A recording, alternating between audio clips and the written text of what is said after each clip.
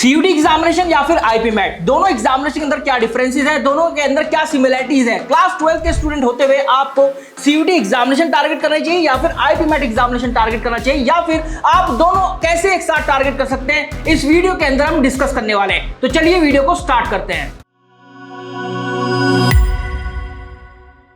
सबसे पहले हम एग्जामिनेशंस के बारे में डिस्कस करते हैं। सीयूटी एग्जामिनेशन क्या है? तो सीयूटी मतलब कॉमन यूनिवर्सिटी एंट्रेंस, एक ऐसा एग्जामिनेशन जिसको देने मात्र सही आप 250 प्लस यूनिवर्सिटीज के लिए एलिजिबल हो जाते हैं, और सेंट्रल यूनिवर्सिटीज के लिए मैंडेटरी है। अगर आप सेंट्रल यूनिवर्सिटीज के अंदर एडमिशन लेना चाहते हैं तो वहां पर सीयूटी का स्कोर एक्सेप्ट किया जा रहा है। आपको university of Delhi, Banaras university, Baba Saheb Bhimrao Ambedkar university Lucknow, university of Allahabad जैसी कुछ बड़ी सेंट्रल यूनिवर्सिटीज के अंदर एडमिशन मिल सकता है अगर आप सीयूटी यूजी एग्जामिनेशन देते हैं। और IPMAT, integrated programme in management aptitude test, आपको मौका देता है सीधा क्लास 12 के बाद आईएम्स के अंदर एडमिशन लेने का। आपने बिल्कुल सही सुना। अब आपको ग्रेजुएशन करके कैट एग्जामिनेशन अगर आप देते हैं तो उसका एक लंबी जर्नी हो जाती है, लेकिन अब आप सीधा क्लास 12 के बाद ही आईएम्स के अंदर जा सकते हैं और वहां से इंटीग्रेटेड प्रोग्राम कर सकते हैं। उसके लिए आपको आईपी मैट का एग्जामिनेशन देना होता है। आईपी मैट का एग्जामिनेशन आईपी मैट इंदौर नाम से होता है और आईपी मैट रोहतक नाम से होता है। आईपी मैट इंदौर का एग्जामिनेशन देकर आप IIM Indore, IIM Ranchi, IIM Shillong, IIM Amritsar, IIM Sambalpur और इसके अलावा आईएफटी और तापनी जैसे कॉलेजेस के लिए एलिजिबल हो जाते हैं, क्योंकि इन कॉलेजेस के अंदर एडमिशन हो रहा है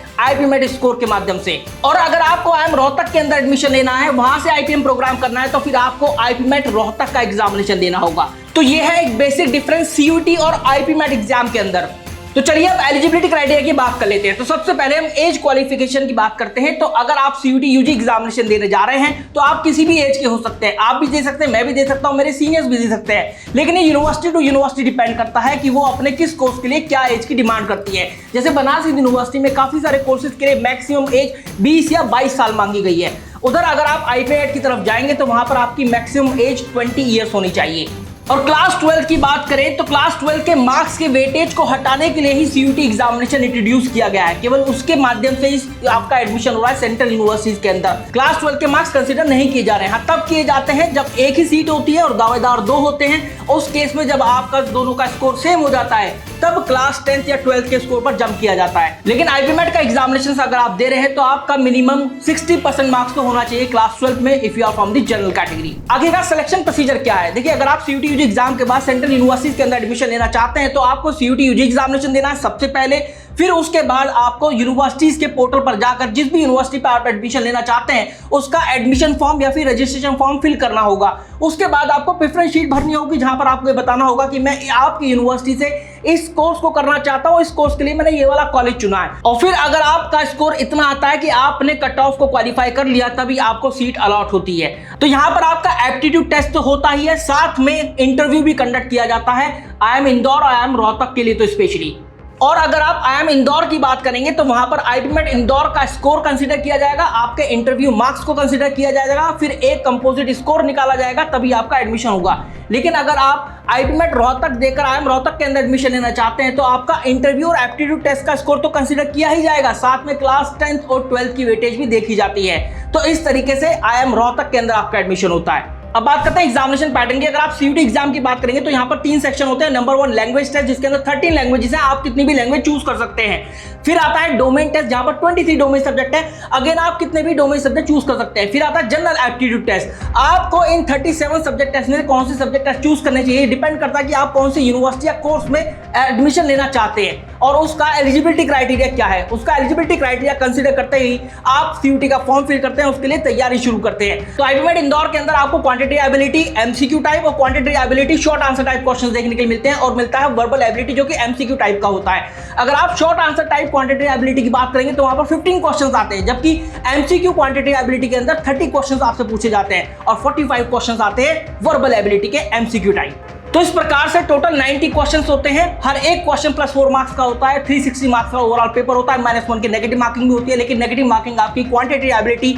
शॉर्ट आंसर टाइप क्वेश्चंस में नहीं होती है। हर एक सेक्शन को अटेम्प्ट करने के लिए आपको 40 मिनट दिए जाते हैं। तो इस तरीके से 120 मिनट मतलब 2 घंटे का आपका पेपर होता है। तो अगर आप डिफिकल्टी लेवल की बात करेंगे तो आईपीमेट इंदौर का जो डिफिकल्टी लेवल होता है वो हमेशा मॉडरेट टू डिफिकल्ट साइड जाता है। अब बात करते हैं आईपीमेट रोहतक का एग्जामिनेशन पैटर्न क्या कहता है। तो यहाँ पर आपको क्वांटिटेटिव एबिलिटी का MCQ type question, logical reasoning के एमसीक्यू टाइप क्वेश्चन और वर्बल एबिलिटी के एमसीक्यू टाइप क्वेश्चन देखने को मिलते हैं। हर एक सेक्शन के अंदर 40 क्वेश्चन आपसे पूछे जाते हैं और हर एक सेक्शन के लिए आपको 40 मिनट्स अलॉटेड भी होते हैं। और यहाँ पर +4 मार्क्स का क्वेश्चन, -1 की नेगेटिव मार्किंग, इसका मतलब 120 क्वेश्चन आपको दिए जाते हैं और 480 नंबर का आपका पेपर होता है। आईपीमेट रोहतक का जो डिफिकल्टी लेवल है वो आईपीमेट इंदौर से थोड़ा सा इजी होता है। तो इस प्रकार से मैं यहाँ पर कह सकता हूँ डिफिकल्टी लेवल के मामले में सीयूटी सबसे इजी, फिर उससे डिफिकल्ट आईपीमेट रोहतक, फिर सबसे डिफिकल्ट आईपीमेट इंदौर। लेकिन यहाँ पर एक कैच ये है कि आईपीमेट इंदौर के अंदर आपके क्वांटिटेटिव एबिलिटी जो एक बेसिक अर्थमेटिक होता है, जैसे कि आपका percentage, profit and loss, average, SI, CI, time and work, ये तो आता ही है। साथ में कुछ मॉडर्न मैथ्स के क्वेश्चन भी पूछे जाते हैं, जैसे कि vectors, logarithm, geometry, probability, linear quadratic equation, matrix and determinants. तो यहाँ से भी क्वेश्चन आते हैं और ये क्वेश्चन काफी अच्छे लेवल के पूछे जाते हैं, जो कि आईपीमेट इंदौर के एग्जामिनेशन लेवल को थोड़ा सा टॉप नॉच बना देते हैं। देखिए, आईपीमेट का एग्जामिनेशन देकर क्लास 12 के बाद ही आपको मौका मिलता है आईएम्स के अंदर जाने का, और आईएम्स के अंदर कौन नहीं जाना चाहता। मतलब इनका आरओआई इतना अच्छा होता है। एक प्लेसमेंट रिपोर्ट तो आईएम इंदौर की ये कहती है कि वहां से जो एवरेज पैकेज गया 29.75 एलपी का गया, और काफी सारे कॉलेजेस हमारे देश के अंदर है जिनका इतना हाईएस्ट पैकेज भी नहीं है। और उस प्लेसमेंट रिपोर्ट में ये भी बताया गया कि 20 ऐसे स्टूडेंट थे जिनका जो पैकेज था 1 करोड़ रुपए सालाना से ज्यादा का गया है। तो आईएम के अंदर एडमिशन लेने के लिए ये सबसे बड़ी बात है जो कि हमें एनकरेज करती है। इसके अलावा अगर आप मैनेजमेंट के अंदर जाना चाहते हैं, लीडरशिप में जाना चाहते हैं, या फिर कंसल्टेंसी में जाना चाहते हैं, या एंटरप्रेन्योर बनना चाहते हैं, तो फिर आईएम्स आपके लिए एक अच्छा गेटवे साबित हो सकता है।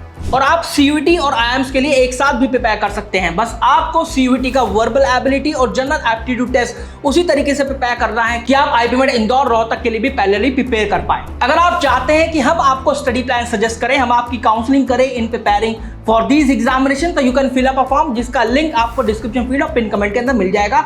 हमारी टीम विद इन 24 आवर्स बच्चों से कनेक्ट करती है, उनकी क्वेरी को रिजॉल्व करती है, उनको एक अच्छा स्टडी प्लान और स्ट्रेटेजी सजेस्ट करती है। तो दोस्तों, by the end of this video में ये कहना चाहता हूं कि सीयूटी और आईपीमेट इंदौर और आईपीमेट रोहतक, आप इन तीनों एग्जामिनेशन के लिए एक साथ भी प्रिपेयर कर सकते हैं along with your class 12 board exam preparation. और वहां पर सीयूटी एग्जामिनेशन के लिए इंग्लिश और एप्टीट्यूड टेस्ट तो आप प्रिपेयर कर ही रहे हैं, साथ में डोमेन सब्जेक्ट आपके क्लास 12 के साथ प्रिपेयर हो ही जाते हैं। बस आपको वहां पर प्रैक्टिस करने की जरूरत है, CUET UG exam oriented questions लगाने की जरूरत है। तो इस तरीके से आप तीनों एग्जाम को एक साथ भी प्रिपेयर कर सकते हैं। तो guys, this was all about the video. Like this video, share it with your friends, और हाँ, सब्सक्राइब जो करना चैनल को अगर आप चाहते हैं इस तरह का और भी कंटेंट।